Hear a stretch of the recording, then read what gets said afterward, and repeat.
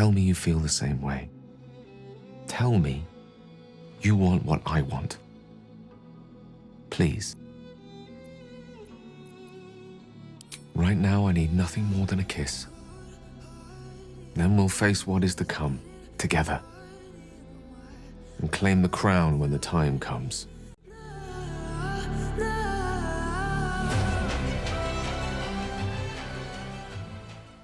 Hey guys, it's DBD Gamer Girl here. Welcome back to my channel.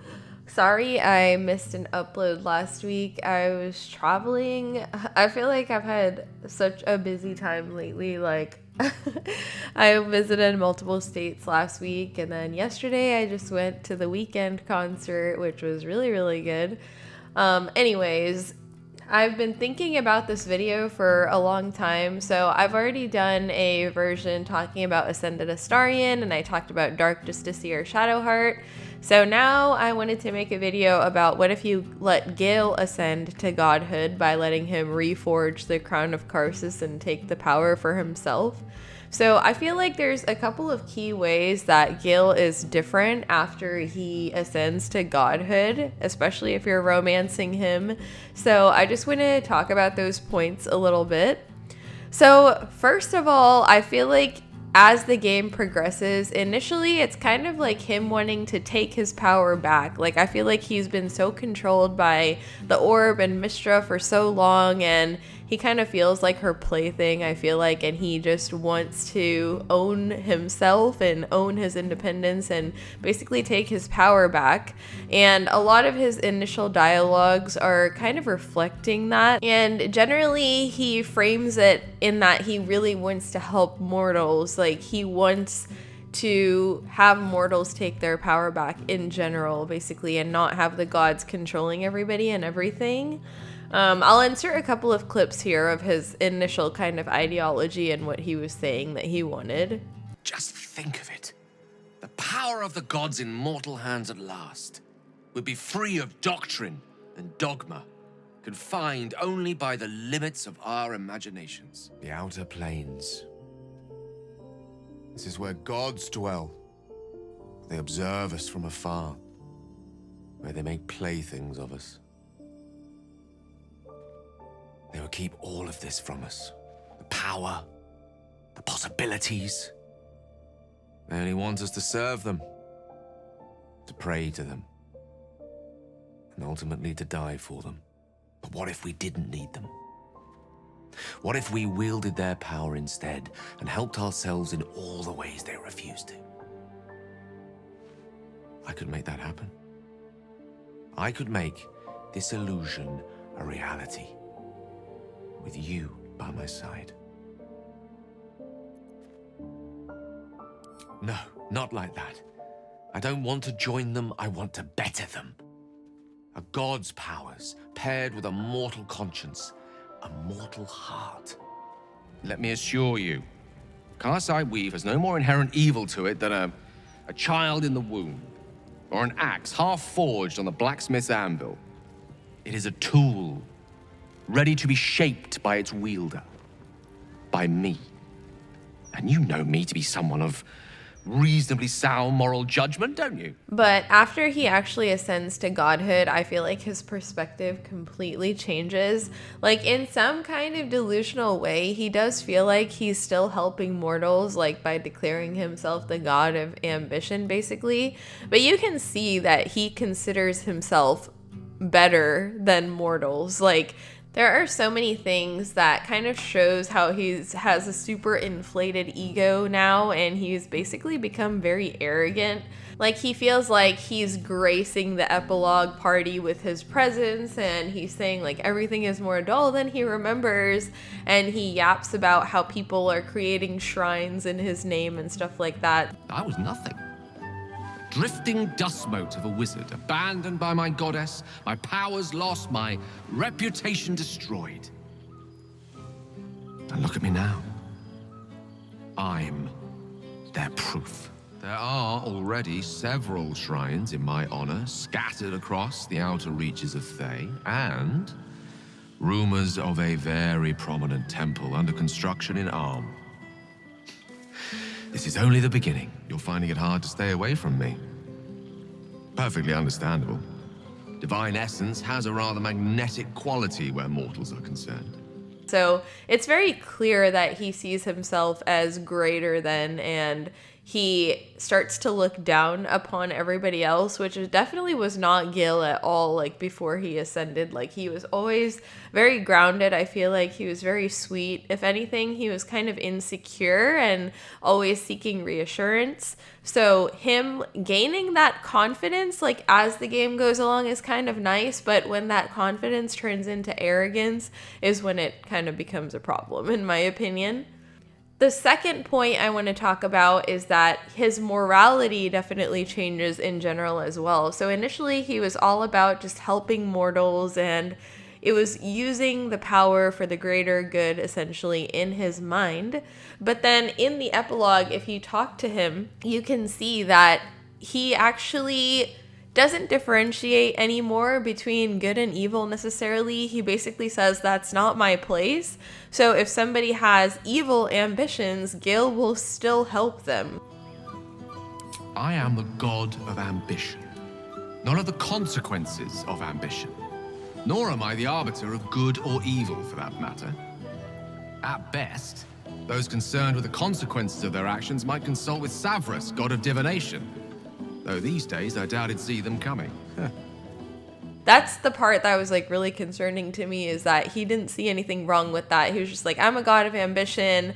I'm not here to judge anyone's morality, which is definitely something that the old Gale would not have said, in my opinion, because I feel like I said before, you know, he was very grounded before, and he had a very good understanding of what's good and what's evil, because generally as you go along in the game, he approves of the kinder options and he disapproves of some of the more evil choices along the game. So later, when he is kind of saying that, you know, morality doesn't matter as much to him anymore, you can see that he's definitely changed after getting the crown. And the third thing that I want to say is that he starts to devalue your relationship, which is kind of like the theme among all the Ascended versions of the characters, like Ascended Astarion, Dark Justiciar Shadowheart, and God Gale. Like, they all kind of devalue the relationship, and they start to prioritize like what they feel like is their cause. So in Gale's case, like, if you choose not to ascend with him, I feel like he does not really care. And especially after you beat the Netherbrain, if you try to tell him to not take the Crown of Karsus, he actually sees you as a direct threat, almost as if you're trying to hold him back and you don't care about his success and his ambitions. And he basically just says, like, I'm gonna do it no matter what. If you agree with me, that's great. If not, that's fine too.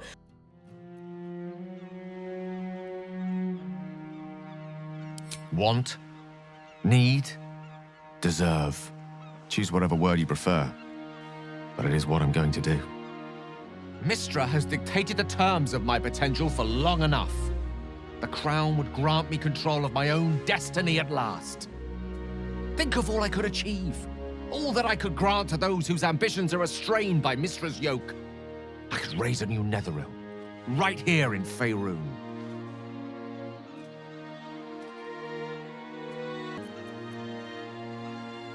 It seems that we've come to an impasse. I stand on the threshold of divine ascension, and you would try to keep me grounded. It's not your fault. I can hardly expect you to understand. But nor will I relinquish this chance because you're unwilling to imagine a world where I succeed. I will never forget you. That much I promise. And if one day you feel differently, I will be honored to have you as my chosen.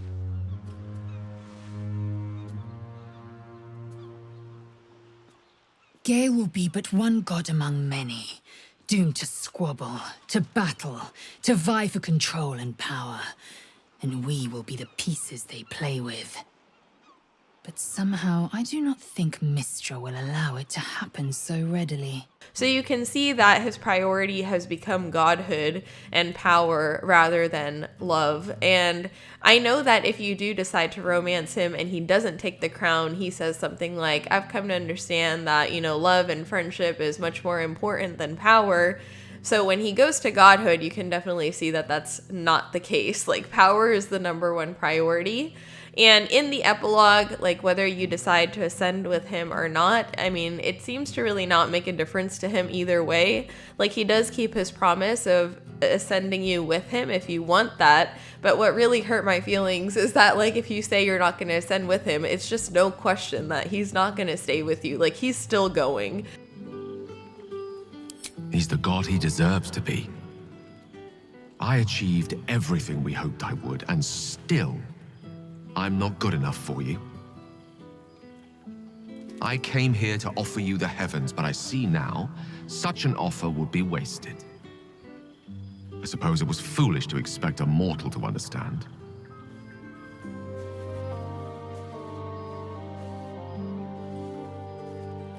So, it's time for me to return to the heavens. The question is, do you wish to go with me? To become a god at my side? You aren't. That's disappointing. Then this is goodbye, I suppose.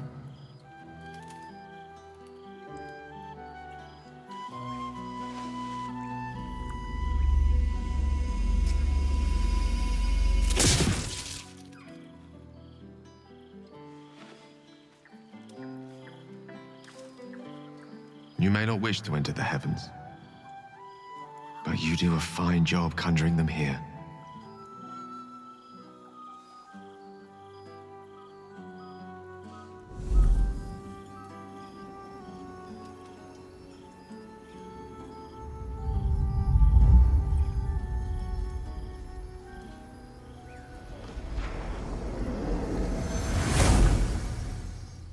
So obviously you're not his #1 priority anymore, and I think that's one of the saddest parts of romancing Gale and going this path where he becomes a god, is that the relationship is kind of just gone.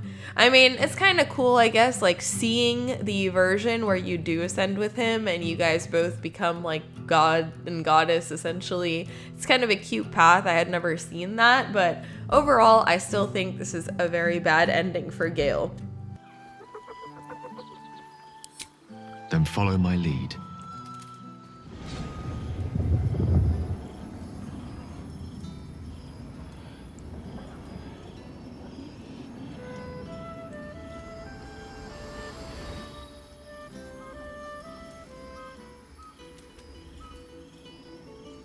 Close your eyes.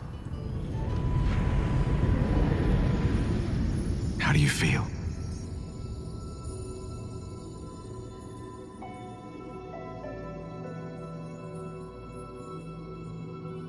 And that's just the beginning. I have so much more to show you.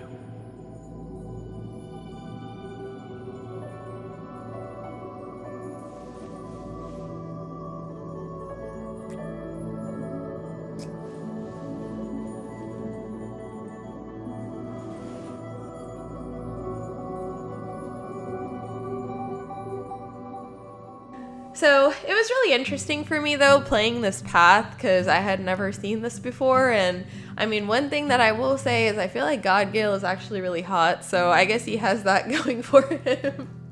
But anyways, I hope you guys enjoyed this video. Remember to like, comment, and subscribe if you enjoy my content. Let me know if any other video ideas you might have in the comments. I hope you guys are having a great week, and I will see you guys next time. Bye guys.